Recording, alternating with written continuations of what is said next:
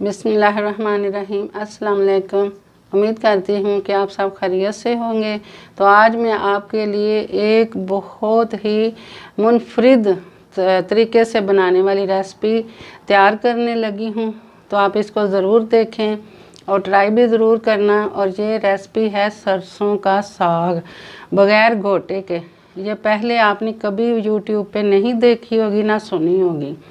तो ये बहुत ही मज़े की रेसिपी है और इसको ज़रूर देखें।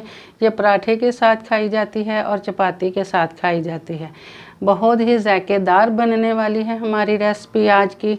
तो आइए चलते हैं अपनी रेसिपी की तरफ। मेरे पास ये कुछ सरसों का साग है। आज मैं एक मुनफरिद तरीके से आपको बनाना सिखाऊंगी जो कि पहले यूट्यूब पे आपने कभी नहीं देखा। ये आपको पहली बार देखने को मिलेगा। तो मैंने पहले भी बनाया था मगर उस तरीके से मैं नहीं बनाऊंगी। अब मैं और स्टाइल से बनाऊंगी इसको। तो सबसे पहले मुझे ये गंदल के जो अंदर वाला हिस्सा है ना, सरसों के साग का अंदर वाला हिस्सा, ये मुझे सिर्फ चाहिए। ये बहुत बारीक है और इसको ज़रा गलने से ये इसको मैंने मोटा मोटा काटना है, इसलिए इसको गलने में ज़रा आसानी होगी। आजकल मौसम चेंज हो गया है तो इसके ये सरसों के फूल निकल आए हैं, तो कोई बात नहीं, ये वाला हिस्सा आपने लेना है।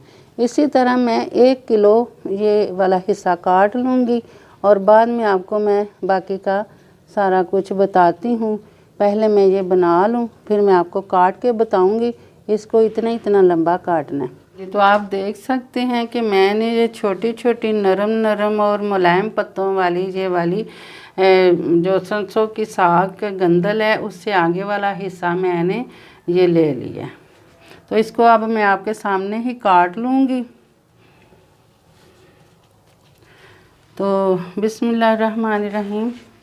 ये आपने 1-1 इंच के आपने इसके टुकड़े करने हैं और पत्ते भी आपने इसी तरह मोटे मोटे काट लेने हैं। देख सकते हैं मैंने 1 किलो ये सरसों का साग लिया है और लेके काट लिया है। आप ये भी देख सकते हैं कि ये 1 इंच के बराबर मैंने इसको काट लिया है। तो ये सरसों का साग बनाने के लिए सिर्फ ये सरसों का साग ही हमें चाहिए। इसमें ना पालक डालनी है ना मैंने वो जौ का साग डालना है। और ये बहुत ही एक मुनफरिद तरीके से बनाने लगी हूँ जिसका जायका आपको बहुत ही पसंद आएगा। सरसों का साग बनाने लगी हूँ, उसके लिए मैं 1 कप ऑयल लूँगी जो कि आधा पाव के करीब है और उसमें मैं ये लहसुन डालूँगी और साथ साथ ही आपको सारा कुछ बताती जाऊँगी कि किस किस वक्त क्या क्या चीज़ डालनी है। इसको लाइट ब्राउन करूँगी।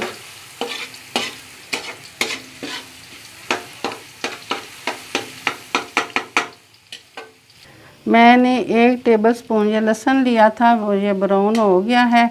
अब मैं इसमें टमाटर शामिल करूँगी। ये 1 पाव मैंने टमाटर लिए हैं।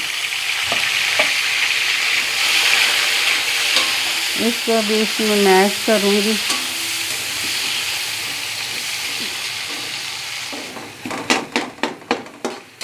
अब इनको मैं मैश कर रही हूँ। अब टमाटरों ने कुछ पानी छोड़ दिया, इसमें मैं स्पाइसेस डालूँगी।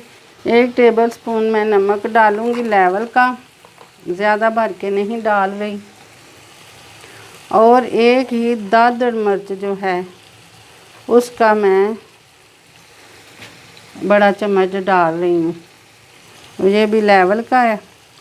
और ½ टीस्पून मैं डाल रही हूँ ये हल्दी और इनको मैं थोड़ी देर के लिए भून लूँगी।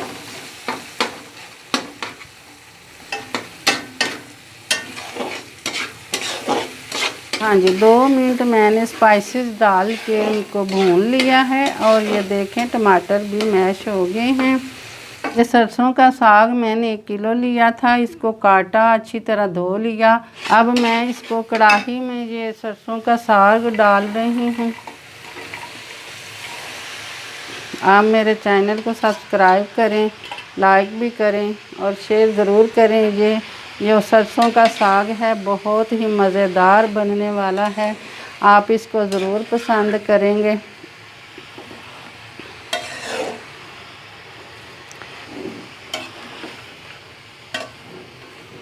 अब इसको मैं ऊपर से ढक दूंगी और थोड़ी थोड़ी देर बाद मैं आके इसमें चमचा चलाती रहूँगी। हाँ जी, तो बीच बीच में आपने इसका चमचा हिलाते जाना है, मगर अभी ये तैयार नहीं हुई।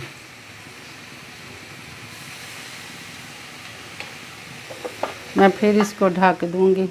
जी माशाल्लाह ये सरसों का साग हमारा गल गया है और बहुत ही प्यारी खुशबू इसकी आ रही है।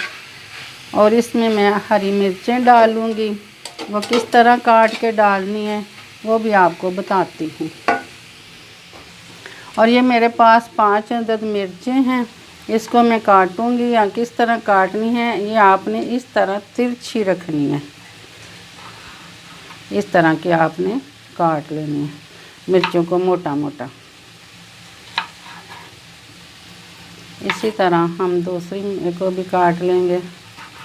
ये आप ख्याल रखें कि इस साइज़ की आपने काटनी है और इस तरीके की काट लेनी है, ये आपको मैं बताती हूँ।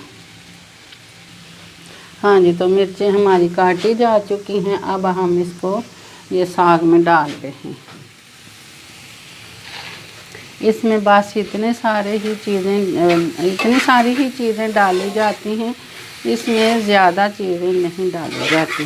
साग का अपना ही जायका होता है, क्योंकि ये आगे से नरम नरम और डंडियाँ होती हैं, इसकी मुलायम मुलायम इसके ये पत्ते होते हैं।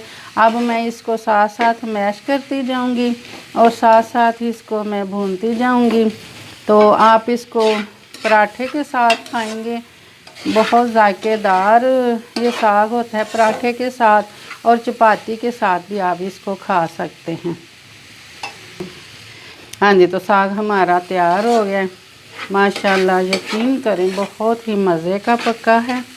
और अगर आपको चाहिए नमक मिर्च तेज़ तो आप काली मिर्च और नमक और डाल सकते हैं। वैसे मेरे हिसाब से तो बिल्कुल नमक मिर्च परफेक्ट है। अब मैं इसको 5 मिनट के लिए दम पे रखूँगी, ऊपर से ढकना बंद कर दूँगी और नीचे से चूल्हा बंद कर दूँगी। ये तो दम हमारा आ गया है। अब इसको मैं डिश आउट करूँगी। बिस्मिल्लाहिर्रहमानिर्रहीम। माशाल्लाह बगैर घोटे के फटाफट वाली रेसिपी हमारी सरसों के साग वाली तैयार हो गई है। तो आप इसको पकाएं, एंजॉय करें और मुझे भी अपनी दुआओं में याद रखें। इसके साथ ही मुझे इजाज़त दें। मेरा और आपका अल्लाह निगहबान।